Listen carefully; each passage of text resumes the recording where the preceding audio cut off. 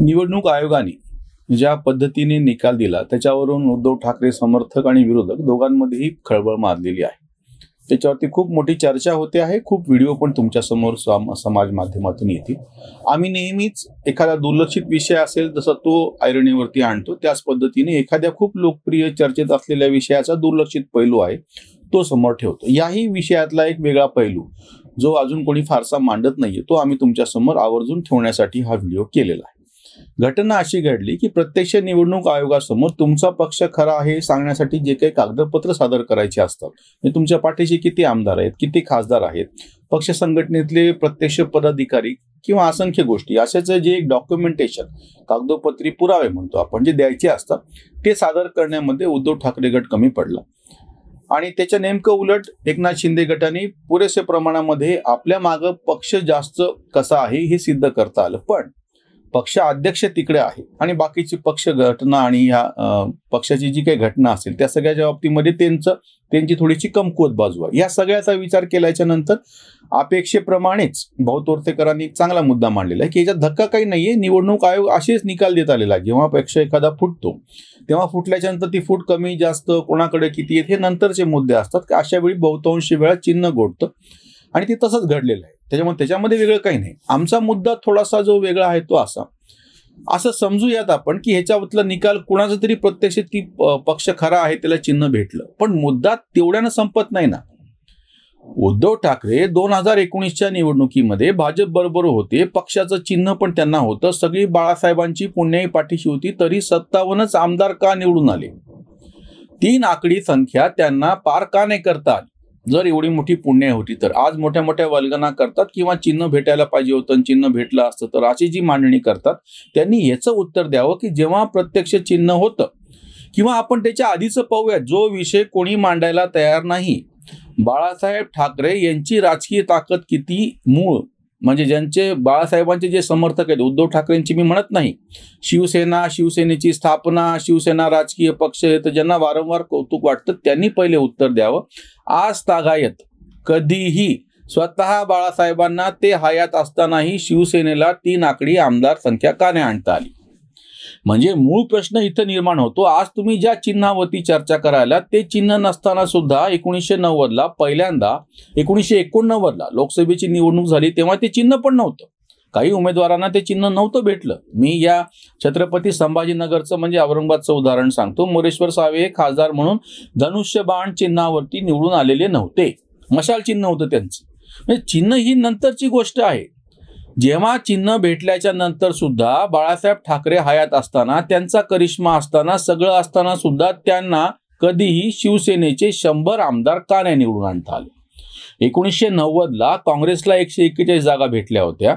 म्हणजे शरद पवारांनी आपला पक्ष समाजवादी काँग्रेसमध्ये विलीन केला. काँग्रेसचे स्वतःचे 180-82 खासदार आमदार, यांचे स्वतःचे 52-53 खासदार, सगळी बेरीज म्हणून 225च्या पुढे जात होती. त्या विधानसभेमध्ये जेव्हा की विरोधक अतिशय किरकोळ होते, पण जेव्हा प्रत्यक्ष विधानसभेची निवडणूक झाली 1990ची तेव्हा काँग्रेसच्या जागा झाल्या 141. म्हणजे शरद पवारांनी 90च्या जवळ 80 जागा घटवून दाखवल्या, थोडक्यात सांगायचं म्हणजे. आणि भाजप शिवसेना पहिल्यांदाच विरोधी पक्ष म्हणून ताकदी समोर आल्याच्या नंतर त्यांचे 42-43 आणि यांचे म्हणजे 90च्या जवळपास दोघांचे म्हणून आमदार होते. तेव्हापासून 2014 पर्यंत बाकीच्या पक्षांवरती आपण टीका करतो, शरद पवारांवरती वारंवार टीका केली जाते, हे बाजूला ठेवून बाळासाहेब ठाकरेंना तरी कधी 3 आकडी संख्या निवडून आणता आली?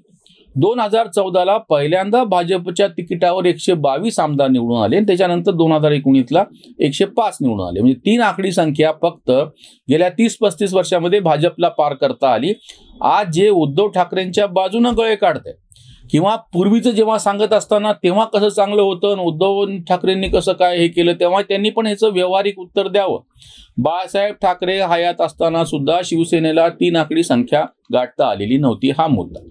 दुसरा मुद्दा असा आहे की प्रत्यक्ष चिन्हावरती फारसं काही अडलेलं नसतं. चिन्ह एक भाग आहे. मी राहुल गांधीचं उदाहरण देतो की त्यांना एवढा 141 वर्षाचा 138 वर्षाचा इतका मोठा पक्षाचा इतिहास असं ते म्हणतात. भलेंदा बऱ्याचदा काँग्रेस फुटली, आताची काँग्रेस वेगळी आहे, आपण संशयासाठी मान्य करू किंवा तुम्हीच खरी काँग्रेस आहात. 1980ला या काँग्रेस पक्षाला भारतीय राष्ट्रीय काँग्रेस इंदिरा आणि पंजा हे चिन्ह होतं. तेव्हापासून सतत ह्या पक्षाकडे पंजा हे चिन्ह आहे. इतका मोठा इतिहास आहे. काही राज्यांमधली सत्ता पण आजही टिकून आहे. एवढी सगळी पुण्य असताना सुद्धा राहुल गांधींना यश का मिळत नाही याचं यांनी उत्तर द्यावं. जे आज उद्धव ठाकरेंना ते चिन्ह भेटलं नाही म्हणून छाती बडवायला लागलेत किंवा त्यांना त्यांच्याऐवजी दुसऱ्याला भेटायला पाहिजे होतं असे जे जुने बाळासाहेब प्रेमी आहेत त्या सगळ्यांनी याचं उत्तर द्यावं. राहुल गांधीच्या पाठीमागं इतकी मोठी परंपरा असलेला पक्ष आहे, इतकं मोठं ते चिन्ह जे लोकांना पाठ झालेलं आहे, डोळे झाकून लोक पंजावरती मतदान करतात असं म्हटलं जायचं. काँग्रेसच्या नावानं दगड जरी उभा केला तरी तो निवडून येतो.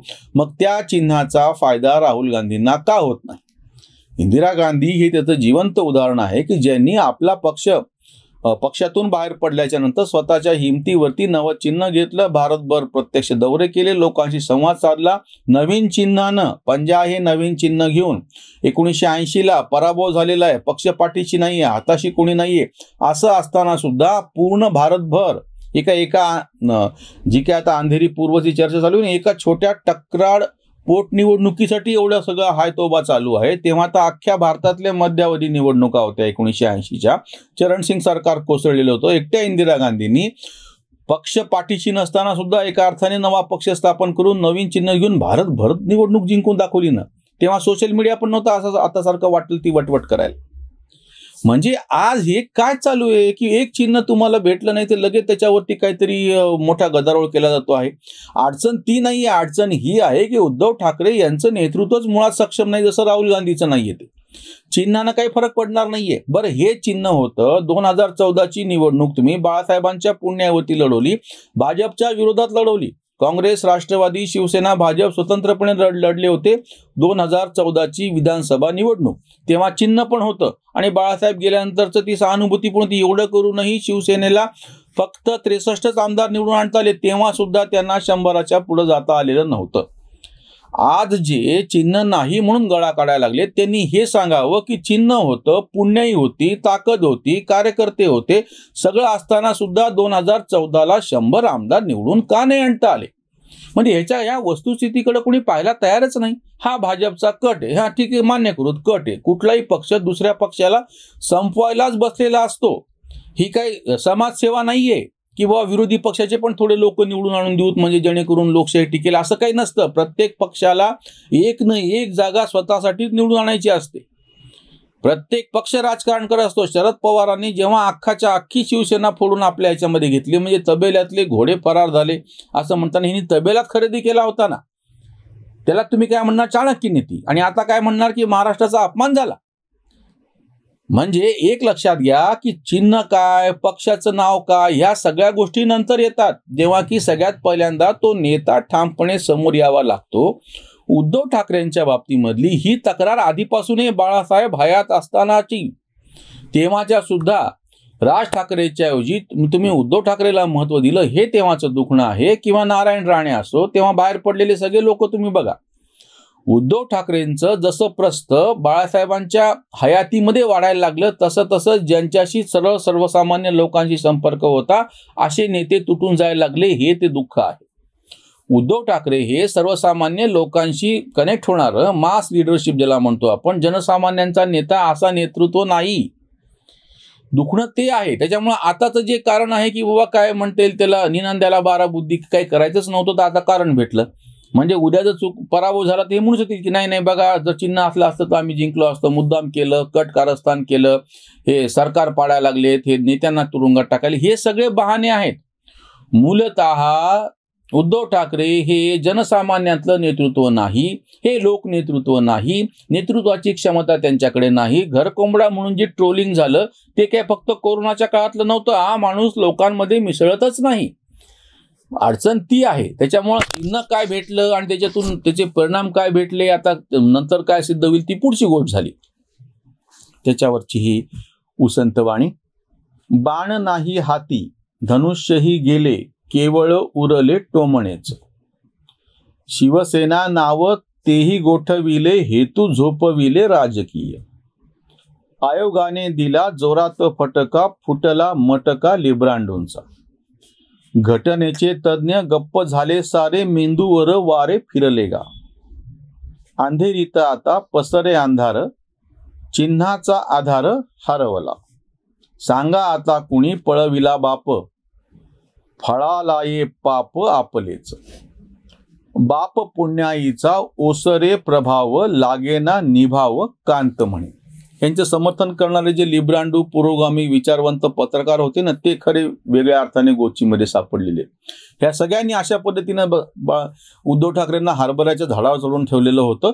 ते हरभऱ्याचं झाड होतं, तुम्ही त्याच्यातून कसे पडले हे आता या निकालाने सिद्ध झाले. मूळ मुद्दा, उद्धव ठाकरे हे नेतृत्व करण्यास पुरेसे सक्षम नाहीत. आणि हे तर चिन्हाचं चालू होतं. ग्रामपंचायतच्या निवडणुका झाल्या तेव्हाही हे कळलं होतं की त्यांच्यापेक्षा ज्यांना भाषण कसं करता येत नाही, 1.5 तास त्यांनी कसं रटाळ केलं, BKCवर बोलणाऱ्यांनी ह्याचं उत्तर द्यावं की आजच्याही परिस्थितीमध्ये उद्धव गटापेक्षा दुप्पट ग्रामपंचायत ह्या एकनाथ शिंदे गटानं निवडून आणलेल्या होत्या. त्याच्यामुळे तो कबीराचा जो दोहा आहे ना, त्याने मी आता आवर्जून शेवट करतो. जो पानी के नाम को पानी जाने ये नादानी है, पानी पानी रटते रटते प्यासा ही मर जाए, शोला शोला रटते रटते लब पर आचन आए, एक चिंगारी लब पर रख दो, लब फौरन जल जाए. चिन्ह म्हटल्यानं, पक्षाचं नाव घेतल्यानं, बापाचं नाव घेतल्यानं त्या पुण्याईचा फायदा होत नसतो. प्रत्यक्ष कृती करावं लागते. पाणी म्हटल्यानं तहान भागत नाही, किंवा शोला म्हटल्यानंतर जिभेवरती त्याला काही पोळत नाही, पण प्रत्यक्ष एक चिंगारी लब पर रख दो, प्रत्यक्ष कृती जर केली असती, अगदी या 3 महिन्यात सुद्धा त्यांनी लोकसंपर्कासाठी जी नाटकं केली त्याच्याऐवजी प्रत्यक्ष लोकसंपर्क केला असता तर कदाचित काही फायदा झाला असता. आता जे काही घडलेलं आहे ते म्हणजे त्याच्यावरती त्याच्या तक्रार करून बहाणे करून काही साध्य होणार नाही. तुमच्या नेतृत्वाचा कस वारंवार लागत असतो, तो तुम्हाला सिद्ध करावा लागतो, आणि तो ते सिद्ध करू शकलेले नाहीत, हे वास्तव आहे. इथेच थांबूयात. धन्यवाद.